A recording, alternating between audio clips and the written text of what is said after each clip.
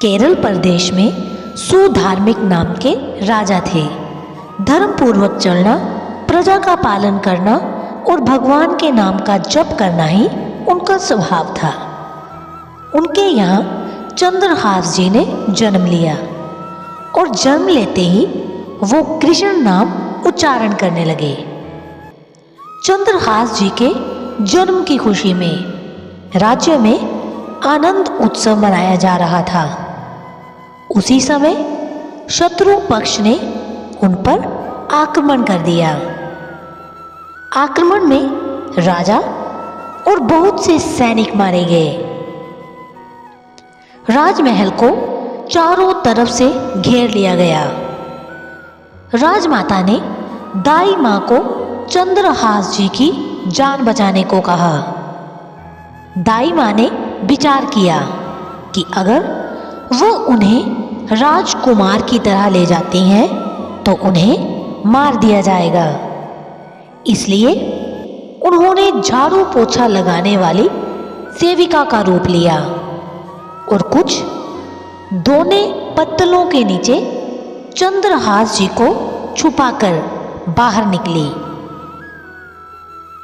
उनको बाहर जाता देख सैनिकों ने उससे पूछा कि ये क्या है, तो वह बोली कि ये राजघराने के कुछ जूठे पत्तल आदि हैं। ये सुनकर सैनिकों ने उसे जाने दिया। वो चंद्रहास जी को लेकर भाग गई और कुंतलपुर पहुंची और वहां के मंत्री धृष्टबुद्धि ने उसे महल में सेविका बना दिया।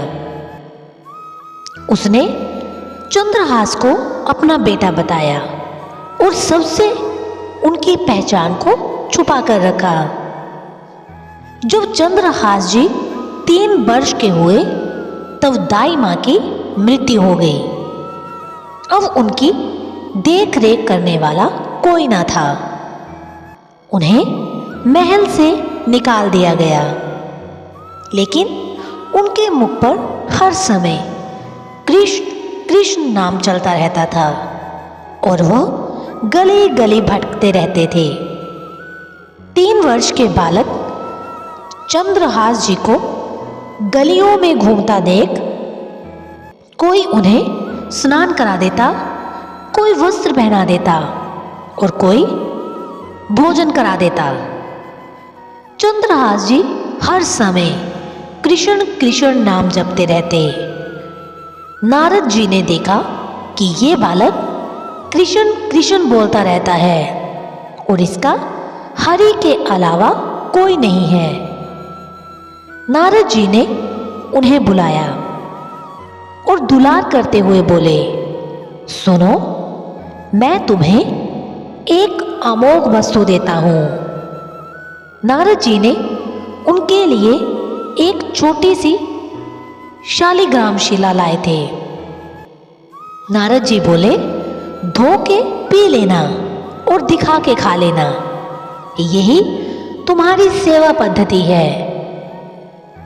इनको स्नान करा देना और जो तुम्हें मिले इनको अर्पित करके खा लेना। चंद्रहास जी ने सोचा कि शालिग्राम शिला को धोने, स्नान कराने और भोग लगाने के लिए कोई पात्र चाहिए होगा।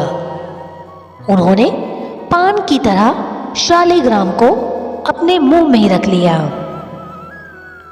ये सोचकर कि यही धुल गए तो चरणामृत पी लिया जाएगा और कुछ खाएंगे तो अर्पित भी हो जाएगा।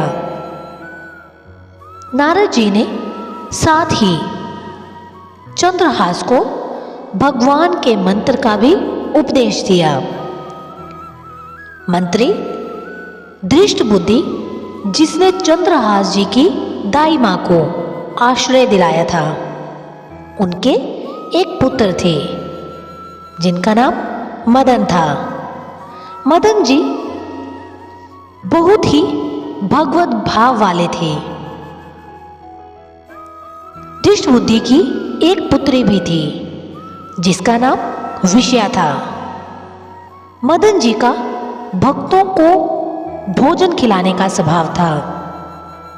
उन्होंने कई भक्तों और ब्राह्मण जनों को भोजन के लिए बुलाया। तब चंद्रहास जी भी खेलते खेलते वहीं चले गए और वहां प्रसाद खाने लगे। उन बड़े बड़े ब्राह्मणों में एक ज्योतिष आचार्य भी थे। धृष्ट बुद्धि जी ने अपनी पुत्री विषया को सामने ले जाकर उनसे कहा, आप इसका हाथ देकर बताइए कि इसका वर कैसा होगा, उसका कैसा ऐश्वर्य होगा। ब्राह्मण ने आसपास दृष्टि डाली और चंद्रहास जी की ओर इशारा करके बोले, वो है इसका वर। धृष्ट बुद्धि ने कहा, आपने शायद सही से रेखा नहीं देखी, ये तो दासी का लड़का है, ये हमारी पुत्री का वर कैसे बनेगा। वो बोले कि मैंने तो सही सही ही भाग्य देखा है, और वे दक्षिणा लेकर चले गए। धृष्ट बुद्धि ने विचार किया कि ये दरिद्र लड़का मेरी पुत्री का वर नहीं बनना चाहिए। मैं इतने बड़े राज्य का महामंत्री हूं और मेरी पुत्री का ऐसा दुर्भाग्य नहीं होना चाहिए। उन्होंने निश्चय किया कि इसे आज ही मरवा डालते हैं। उन्होंने तुरंत जल्लादों को बुलाया और कहा, इस बालक को ले जाओ और जंगल में इसे मार के इसका कोई अंग मुझे काट के दिखाओ। चंद्रहास जी इतने सुंदर, सुशील और प्यारे लगते थे कि कोई भी उनको मारने के लिए तैयार ना होता। इसलिए उसने शर्त रखी कि इनका कोई अंग काटकर मुझे प्रमाण में दिखाया जाए। जल्लादों ने चंद्रहास जी का हाथ पकड़ा तो उनका स्पर्श करते ही उनको ऐसा दुलार आने लगा जैसे माँ को अपने बच्चे से दुलार होता है। उनकी उसे मारने की हिम्मत नहीं हुई। जल्लाद चंद्रहास जी को एकांत जंगल में ले गए और कहा, क्या तुम जानते हो कि हम तुम्हें यहाँ किस लिए लाए हैं? चंद्रहास जी 5 वर्ष के थे।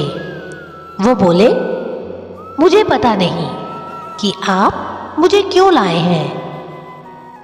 उन्होंने उत्तर दिया, हम जल्लाद हैं। धृष्ट बुद्धि ने तुम्हें मारने का हुक्म दिया है, इसलिए हमें तुम्हें मारना ही पड़ेगा।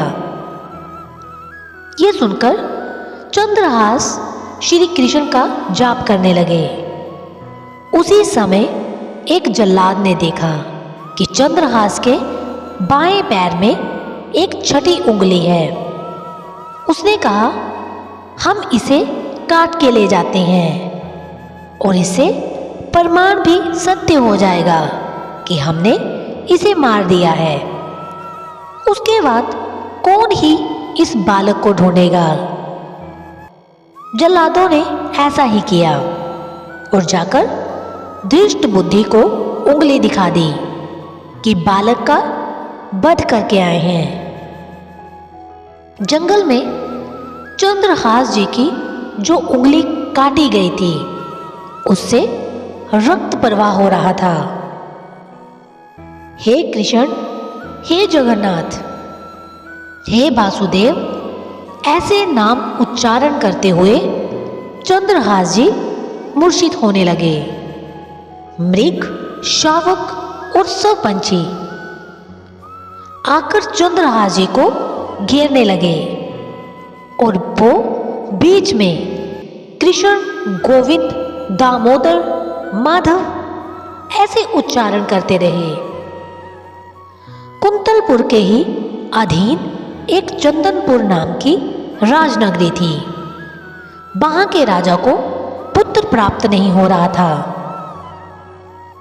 चंदनपुर के राजा कुंतलपुर को कर दिया करते थे। वो कर देने कुंतलपुर जा रहे थे।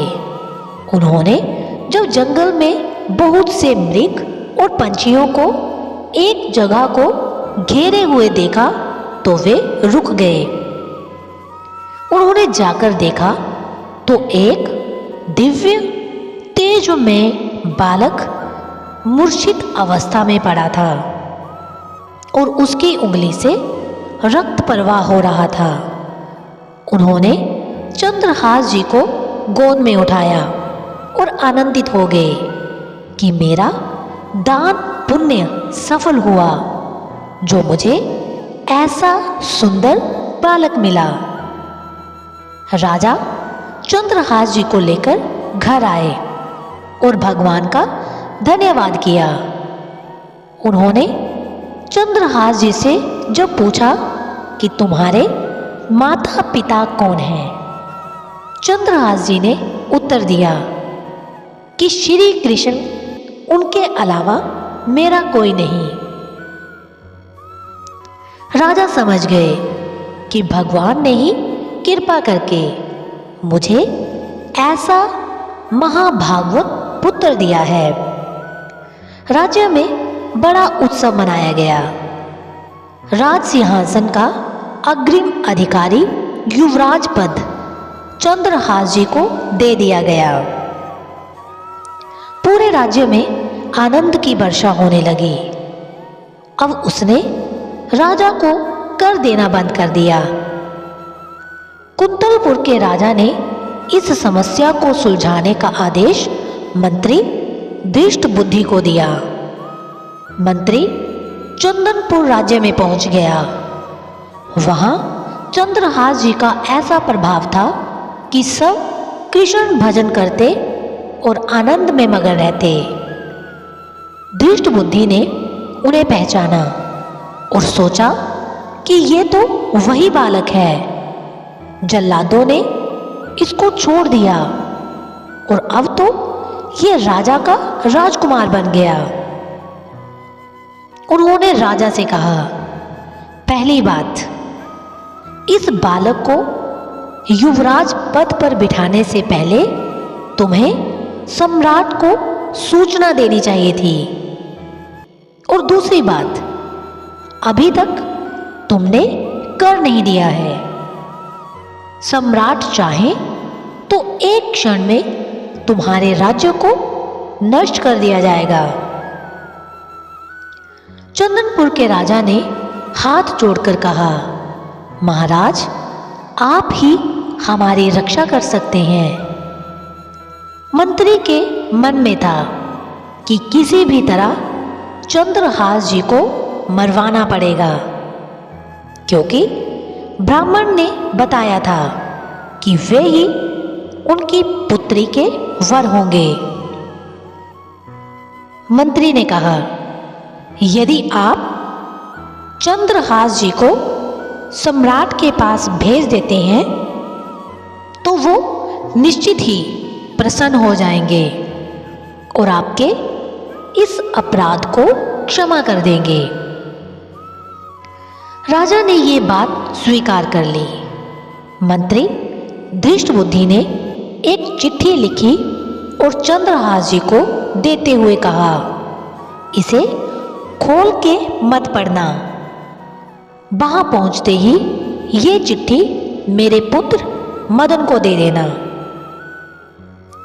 वो सम्राट से मिलने, माफी मांगने आदि सब में तुम्हारी सहायता कर देगा, पर यह चिट्ठी तुम रास्ते में खोलकर मत देखना।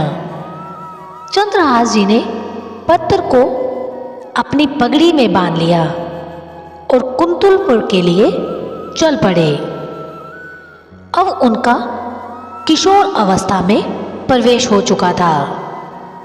कुंतलपुर के बाहर ही एक बगीचा था। चंद्रहास जी ने अपना घोड़ा वृक्ष से बांध दिया और भगवत स्मरण करते हुए वहीं लेट गए। थोड़ी देर में उन्हें नींद आ गई। कुछ समय पश्चात धृष्टबुद्धि की वही पुत्री, जिसका ज्योतिष आचार्य के अनुसार चंद्रहास से विवाह होना था। अपनी सहेलियों के साथ वहां आई।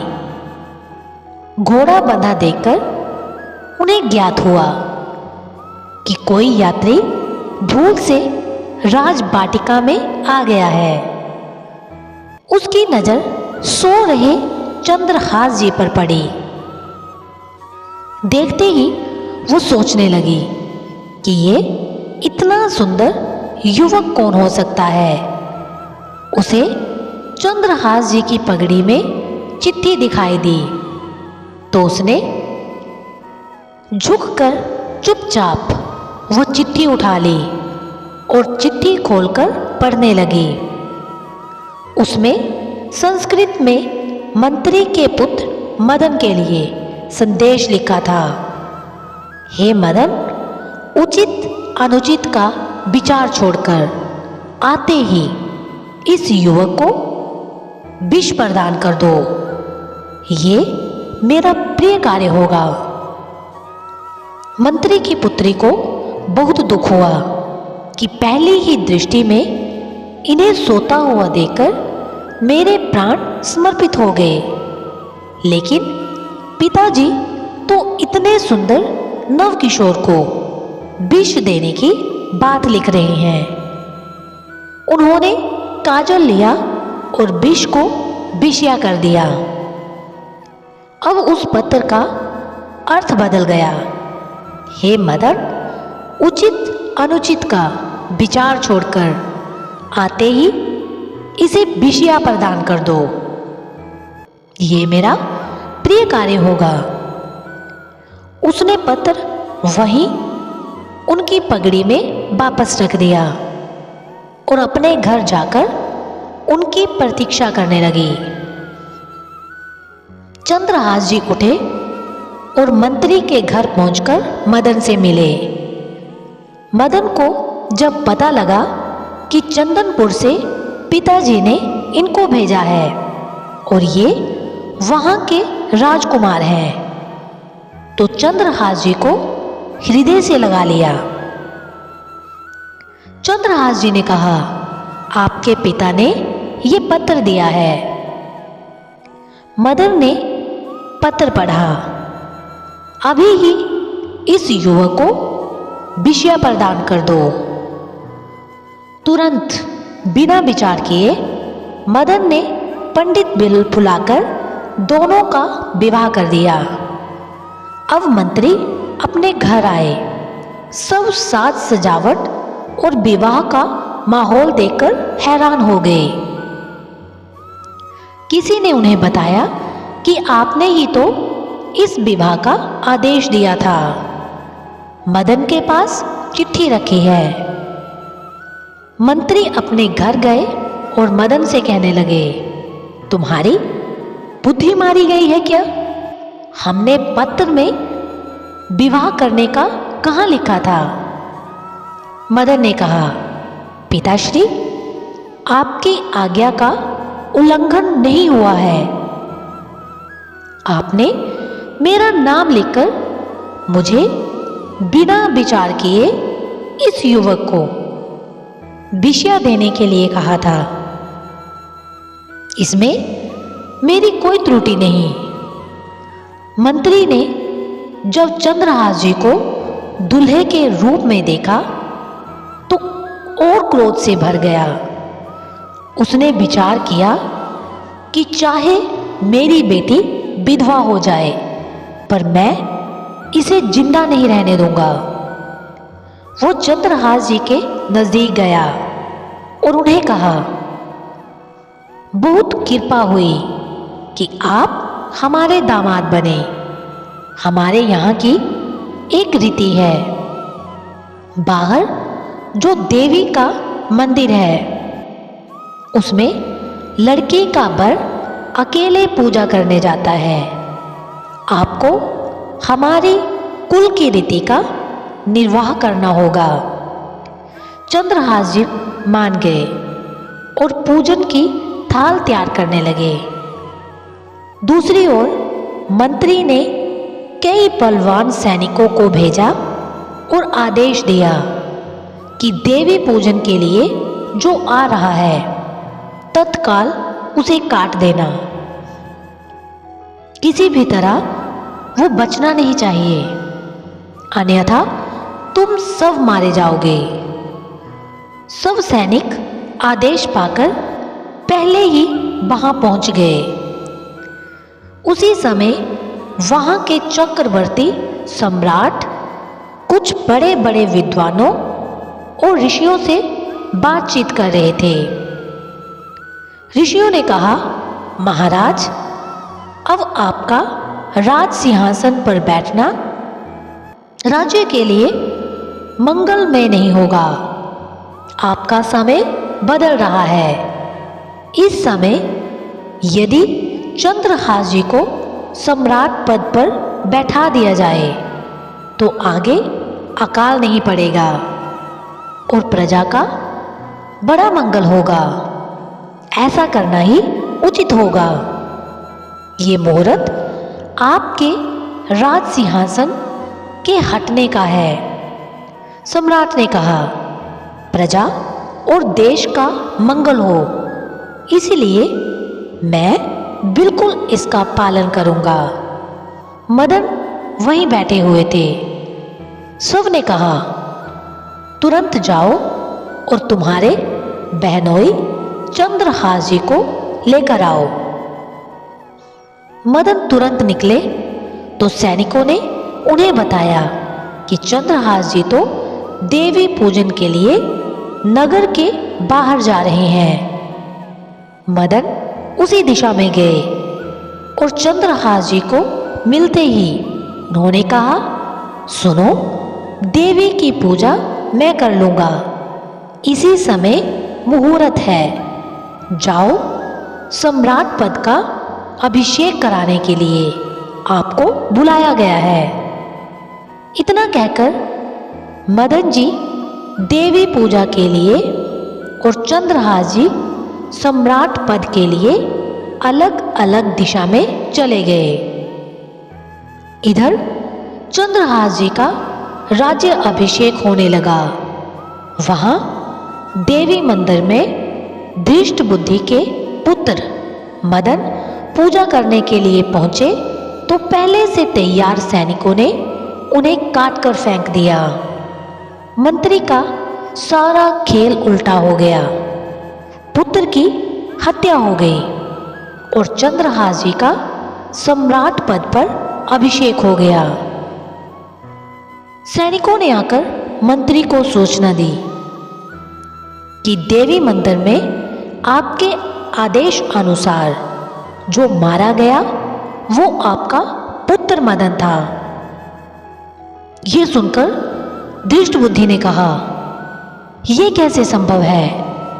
वो तो चंद्रहास था। सैनिक बोले, उनका तो सम्राट पद पर अभिषेक हो गया। पुत्र की मौत की खबर सुनकर वो व्याकुल होकर देवी के मंदिर गया और तलवार निकालकर अपना सिर काट दिया। संयोगवश चंद्रहास ने उसे देवी के मंदिर जाते हुए देख लिया था।